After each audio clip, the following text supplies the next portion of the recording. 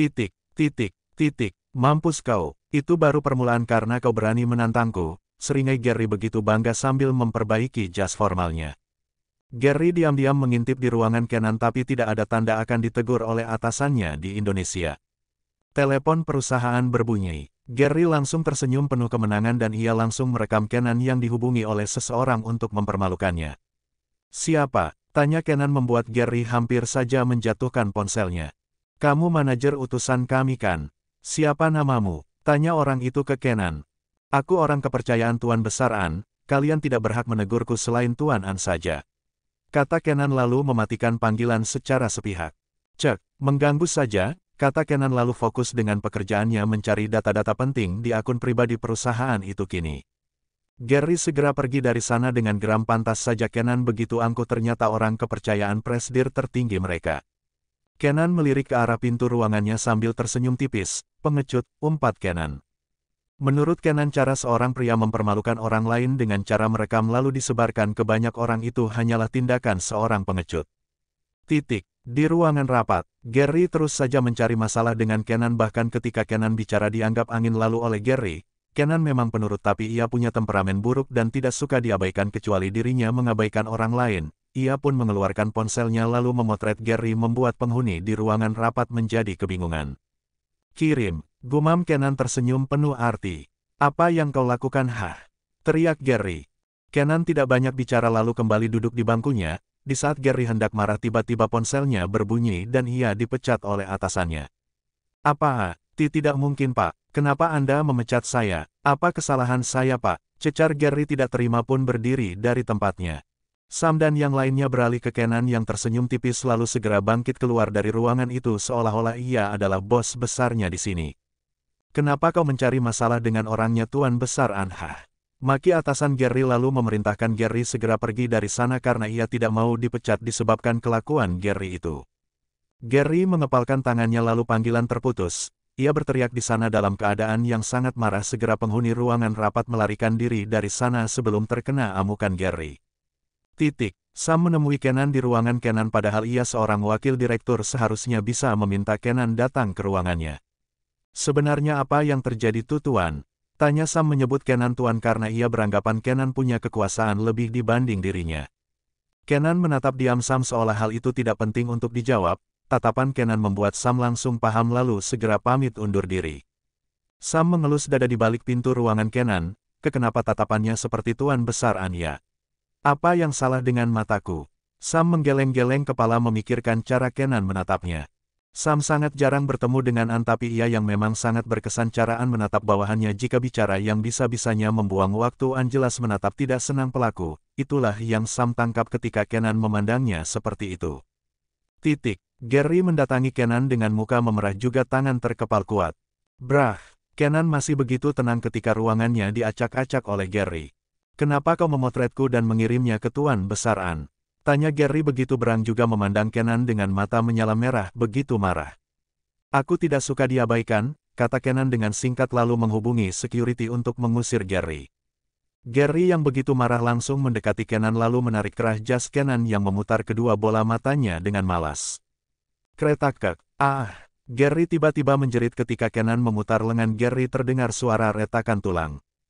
Kenan mendorong kasar Gary hingga terjerembab di lantai bersamaan security datang memberi hormat pada Kenan. Bawa dia keluar, titah Kenan dengan dingin. Baik Tuan, jawab salah satu security sudah mendengar kabar Gary dipecat. Gary adalah direktur yang semena-mena pada bawahannya bahkan semua orang hampir merata membenci Gary, segera security menarik paksa Gary. Lepaskan aku, apa kau tidak tahu siapa aku? Aku akan pecat kalian semua. Biarkan aku sialan, jangan sentuh aku, teriak Gary marah-marah lalu menjerit ketika tangannya yang dilukai oleh Kenan ditarik oleh security. Gary ditendang dari perusahaan itu secara tidak hormat. Gary berjanji akan membalas dendam pada Kenan yang telah berani membuatnya seperti itu hanya karena Kenan adalah orang kepercayaan An, padahal Gary lah yang salah karena bertindak seperti seorang bos besar tanpa diketahui bos besarlah yang diperlakukan kasar oleh Gary. Jelas Kenan sangat murka tidak dianggap oleh Gary sebab masukan serta pendapatnya sangat baik untuk perusahaan. Titik. Kenan bekerja menjadi lebih tenang dan lebih leluasa mencari bukti-bukti penyalahgunaan keuangan dari pusat ternyata pelakunya adalah Gary. Bedebuk Kenan mengumpat geram karena terlambat menyadarinya sebab pelakunya hanya Kenan pecat saja belum dihukum secara adil. Kenan menemui Sam dan meminta Sam menghubungi seluruh bawahannya untuk berkumpul di aula. Saat Kenan berbicara, para pekerja perempuan malah hanya fokus dengan ekspresi Kenan yang begitu serius menjelaskan masalah perusahaan. "Apa kalian dengar?" tanya Kenan dengan dingin. Kenan menatap mereka semua satu persatu, lalu salah satu pekerja memberi masukan bahwa ia percaya dengan ide Kenan. "Baiklah, bubar," kata Kenan lalu meneguk botol minuman di mejanya sebab ia bicara-bicara cukup panjang mengenai pekerjaannya tadi. Sam sampai ternganga dengan ide Kenan yang membuatnya semakin yakin kalau Kenan adalah asisten pribadinya An. Cara Kenan menyelesaikan pekerjaan sudah mirip seperti seorang presidir, tapi tidak terbesit dalam pikirannya kalau Kenan adalah anak kandung An. Kenan hanya menggunakan nama Kenan Pratama. Di setiap identitasnya, jadi tak ada yang curiga kalau Kenan Pratama adalah Kenan yang sama dengan Kenan Pratama Maldev, si putra penguasa yang tersembunyi itu. Dan masalahnya juga nama Kenan Pratama sangat banyak di Indonesia sehingga sulit diketahui yang mana anaknya An dan Karina. "Bubar," titah Kenan. Para pekerja yang terpana dengan ketampanan Kenan pun segera melarikan diri seperti seorang pencuri yang tertangkap basah. "Siapa namamu?" Kenan menatap Sam yang menoleh kiri kanan pun segera mendekati Kenan.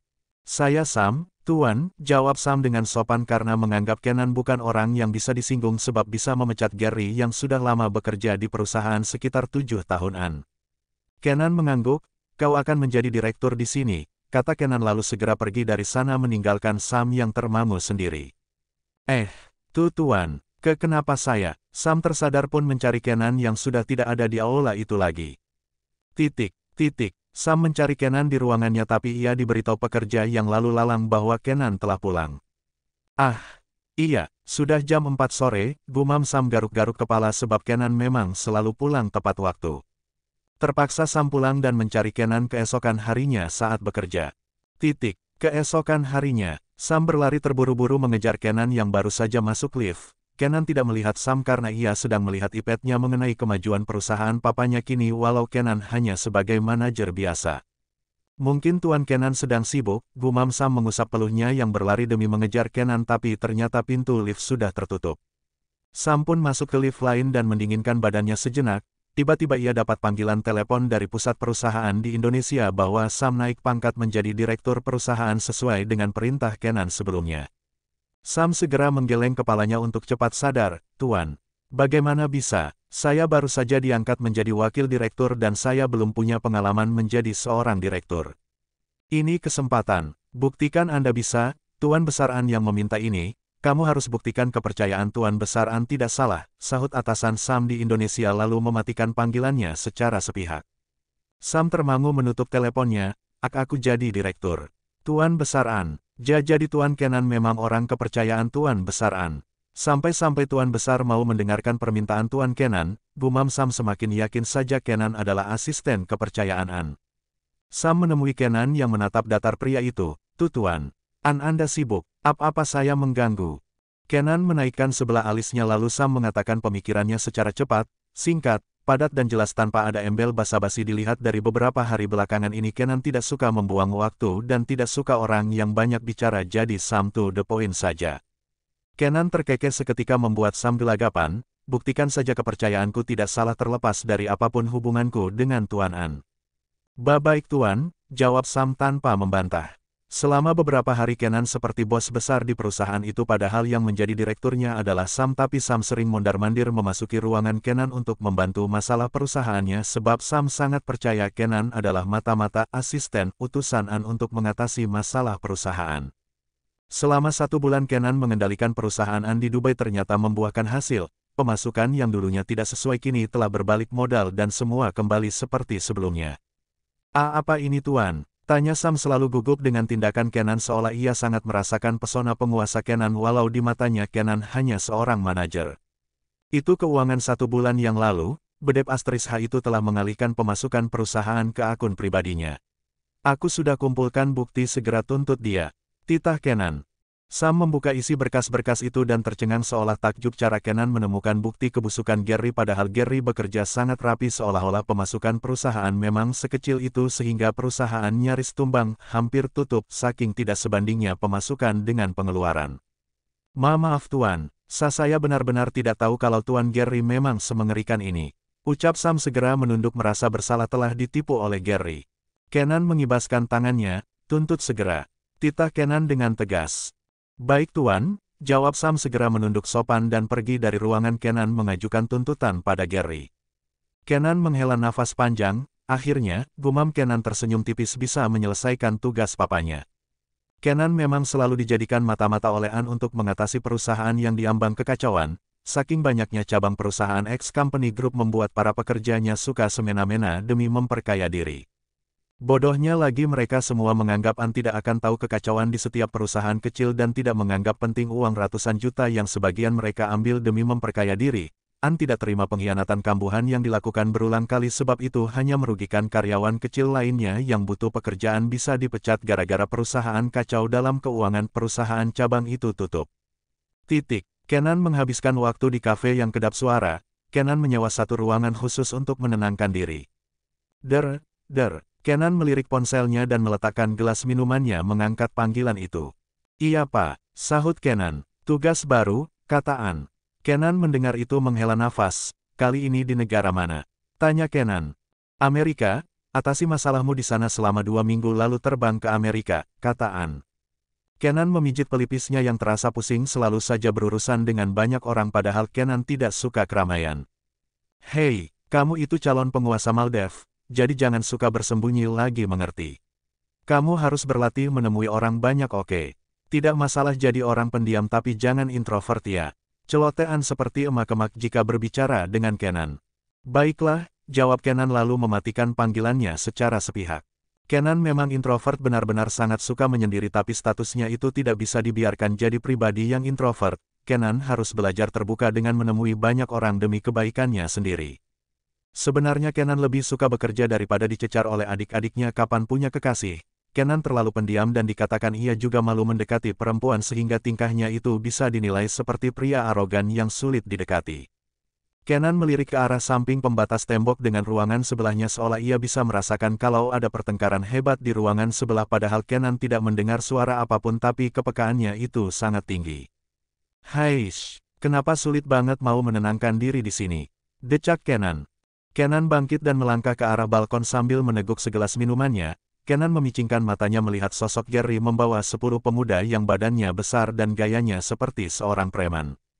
Oh, gumam Kenan langsung paham maksud Gary membawa pria-pria itu. Kenan meneguk kembali minumannya sampai tandas lalu keluar dari ruangan itu karena ia merasa ruangan itu tidak tenang lagi akibat pertengkaran di ruangan sebelah.